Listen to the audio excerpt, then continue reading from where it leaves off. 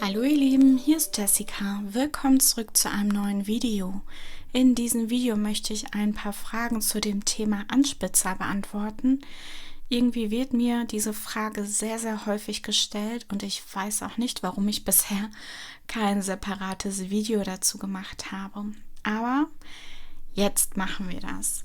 Und zwar habe ich hier so meine gängigen Anspitzer, die ich gerne verwende und auch häufig natürlich. Und mein neuester Zugang ist hier der Derwent Kurbelanspitzer und ich finde ihn klasse. Aber fangen wir einfach mal an. Wir gehen jeden Anspitzer einmal durch, reden über die Pros und Cons und ihr müsst dann einfach schauen, welcher für euch am besten geeignet ist. Jeder benutzt ja auch unterschiedliche Stifte. Fangen wir einfach mal mit dem Derwent Kurbelanspitzer an. Der Derwent Kurbelanspitzer ist super, wenn man eine sehr, sehr lange Mine haben möchte. Und das hat man hier. Die Mine ist sehr lang, sehr spitz. Und ich finde es besonders klasse, den Anspitzer zu verwenden, wenn ich mit härteren Stiften arbeite, die eben nicht so leicht krümeln, bröseln und sehr gut ihre Mine halten können. Man sollte den Anspitzer am besten weniger mit weicheren Stiften wie die Prismacolors benutzen oder hier, ich habe auch die Derwent Colorsoft damit angespitzt. Allerdings, wenn man damit leicht arbeitet, ist es super. Sobald man mehr Druck aufbaut, bricht hier die Spitze weg. Also nicht die komplette Mine bricht raus, aber die Spitze bricht weg. Und der Derwent Kurbelanspitzer ist perfekt für diese langen Minen, gerade bei härteren und stabileren Stiften. Ich sage speziell Kurbelanspitzer, das ist kein elektrischer Anspitzer. Man merkt, wenn man kurbelt und anspitzt, dass irgendwann mal die Kurbel nicht mehr den Stift nimmt. Dann weiß man, der Stift ist spitz genug. Allerdings ist es halt auch hier, wie bei den meisten Anspitzern, die eben so viel Mine da lassen, dass sie bei dem ersten Spitzen sehr, sehr viel von dem Holz wegnehmen. Allerdings kann man hinterher nur die Mine nachschärfen, was sehr, sehr gut ist. Und ich finde, man spart auch hier eigentlich viel vom Stift ein, weil man eben sehr viel Mine hat, die man erstmal runtermalen muss, bevor ein Anspitzen eben notwendig ist. Dieser Derwent Kurbelanspitzer hat keine Mine, sondern hat hier, ich hoffe, ich krieg's auf.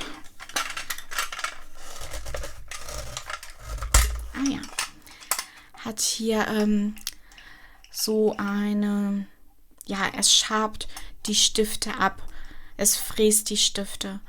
Und das muss man auch regelmäßig säubern. Ich habe hier halt auch oft, dass ganz viel Wachs sich in diesen Rillen aufbaut oder wenn man Stifte anspitzt, die hier noch so ein Etikett drum haben, dann verklebt das hier auch alles. Deswegen regelmäßig rausholen. Ich nehme dann meistens immer einen Pinsel und mache es sauber. Oder mit einer Bleistiftmine kratze ich hier diese Rillen frei und pinsel die dann ab. Einfach damit das wirklich frei von Wachs ist und scharf bleibt. Als ich mich für einen Kurbelanspitzer entschieden habe, habe ich auch überlegt, mir einen elektrischen Anspitzer zu holen, einfach weil es oft einfacher ist, wenn man neue Sets hat und die einmal anspitzen möchte. Was man immer tun sollte, spitzt eure neuen Stifte immer an, weil die Mine mit einem Medium umgeben sind, damit sie beim Versand oder in der Verpackung nicht so abreiben. Und dieses Medium immer erstmal abspitzen. Erst dann habt ihr wirklich das Gefühl von den Minen, mit denen ihr wirklich malt. Ja, auf jeden Fall habe ich mir dann ein paar Reviews angeguckt und habe auch ein paar professionelle Künstler gefragt und alle haben mir abgeraten, einen elektrischen Anspitzer zu kaufen, auch wenn die einen automatischen Stopp haben. Trotzdem fressen diese elektrischen Anspitzer die Minen weg. Also wirklich keine Empfehlung von mir, auch wenn es einfacher ist und angenehmer ist. Wenn ihr eure Stifte einsparen wollt, dann würde ich euch wirklich den Tegal Anspitzer empfehlen, der euch den Stift einspart, wenn ihr mit normalen Spitzen arbeiten wollt, wenn ihr extra lange und schöne spitze Spitzen haben wollt, wie ich es gerne habe, dann ist der Derwent Kurbelanspitzer eine klare Empfehlung von mir. Alle Anspitzer findet ihr auch unten in der Infobox verlinkt, falls es euch interessiert. Und natürlich mit einem Klick darauf helft ihr mir, diesen Channel weiter am Laufen zu halten. Und ich freue mich immer, wenn ich so eure Unterstützung bekomme. Euch kostet es nichts, mir bedeutet es alles. Der zweite Anspitzer ist dieser 0815 Anspitzer. Man kriegt den eigentlich in jedem Supermarkt. Ich bin mir nicht ganz sicher. Ich glaube, Herlitz ist die Marke von dem Anspitzer. Ich bin mir aber nicht sicher. Aber wenn ihr in den Supermarkt geht, werdet ihr den auf jeden Fall sehen. Gibt es in verschiedenen Farben. Und dieser Anspitzer macht eben eigentlich so die normale Standardmine, die man so kennt. Nichts Besonderes daran, aber ich muss sagen, dass dieser Anspitzer super arbeitet und vom Preis-Leistungs-Verhältnis ist es ein echt guter Anspitzer für wenig Geld, für so die Standardmine, die man braucht. Ich habe kein Problem, egal welche Stifte ich benutze, dass hier auch die dicken Stifte vor allen Dingen gut reinpassen.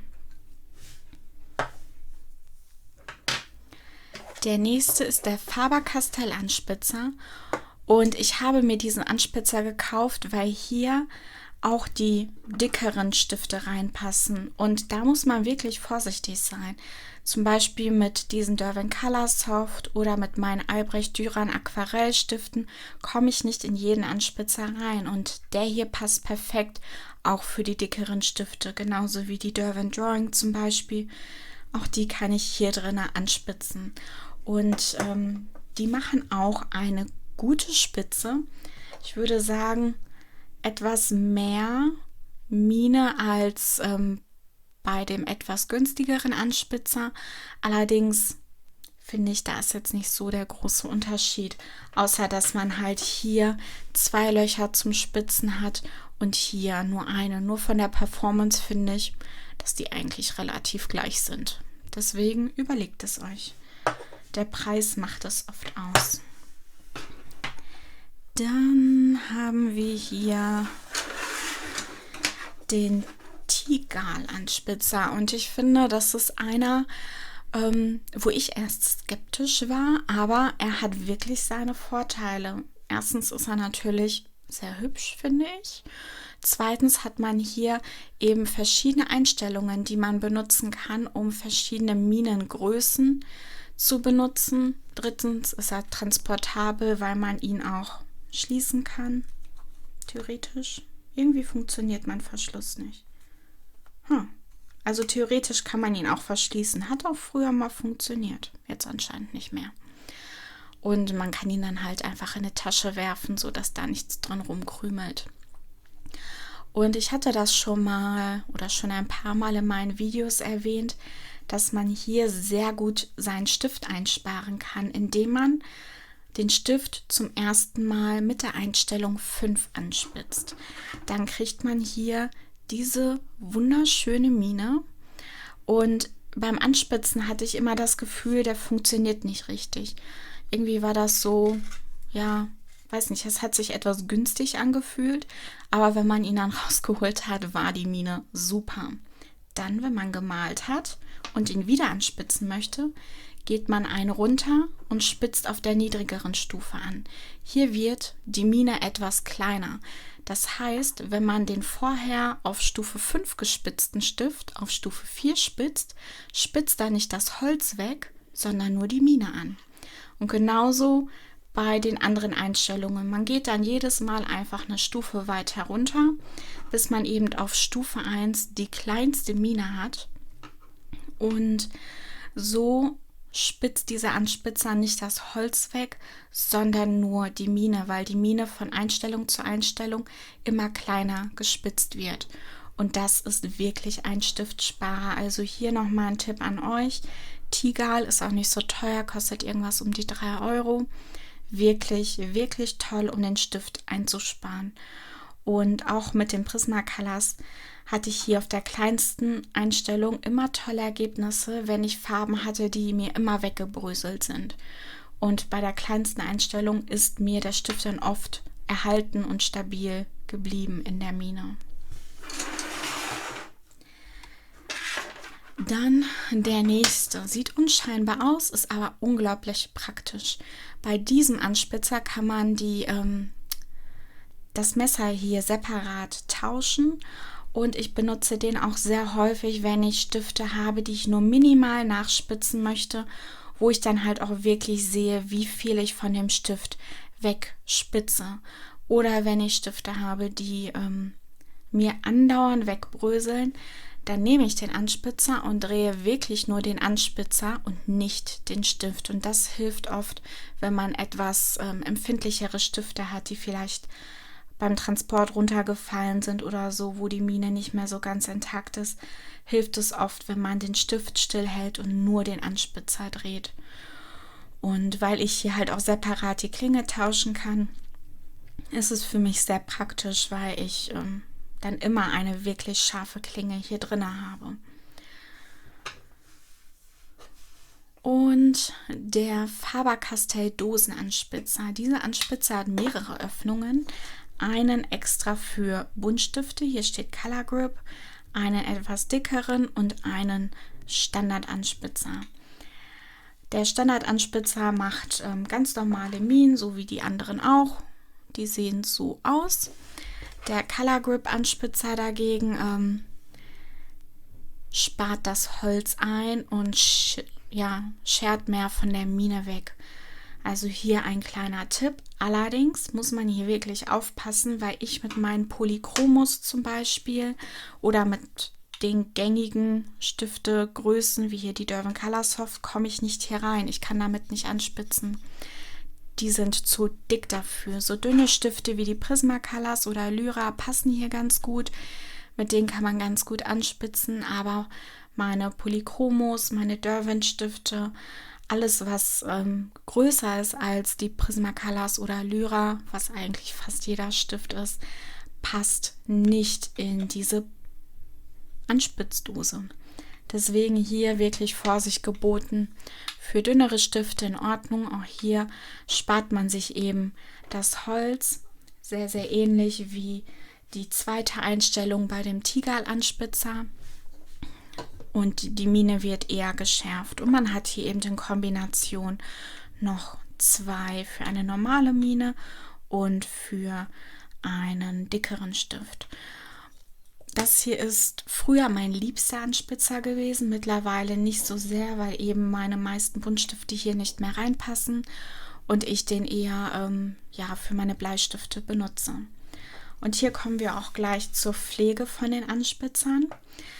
Die Buntstifte bestehen ja immer aus einem Öl- und Wachsanteil. Und Wachs kann ganz, ganz schnell die Klinge verkleben und dann verhindern, dass die Stifte scharf angespitzt werden. Deswegen empfehle ich euch wirklich einfach zwischendurch einen Bleistift anzuspitzen. Ich hatte mir eine große Packung von ein paar günstigeren Bleistiften geholt. Jetzt nicht die, aber andere. Und spitze dann zwischendurch einfach mal Bleistifte an, wenn ich merke, dass mein Anspitzer etwas stumpfer wird. Und man soll Anspitzer regelmäßig wechseln. Man denkt immer, man hat den ja noch nicht so lange, aber Anspitzer machen unglaublich viel mit. Genauso wie Messer in der Küche, die auch schnell stumpf werden. Und diese Anspitzer müssen regelmäßig ersetzt werden.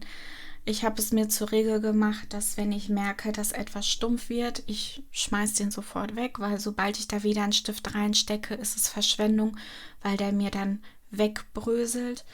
Und bei Gelegenheit bestelle ich mir einfach ein paar neue oder wenn ich in den Supermarkt bin, nehme ich ein paar neue mit. So in der Regel bei der Menge, die ich male, jetzt nicht sehr viel, ersetze ich meine Anspitzer so, zweimal im Jahr eigentlich. Je nachdem, welchen ich gerade häufig verwende. Ja, soweit eigentlich alles zu den Anspitzern. Ich habe, glaube, alles erwähnt. Wenn ich was vergessen habe, könnt ihr gerne in den Kommentaren nachfragen. Ich antworte auf jeden Fall und so schnell wie ich kann. Dann vielen Dank fürs Reinschauen und bis zum nächsten Video. Tschüss!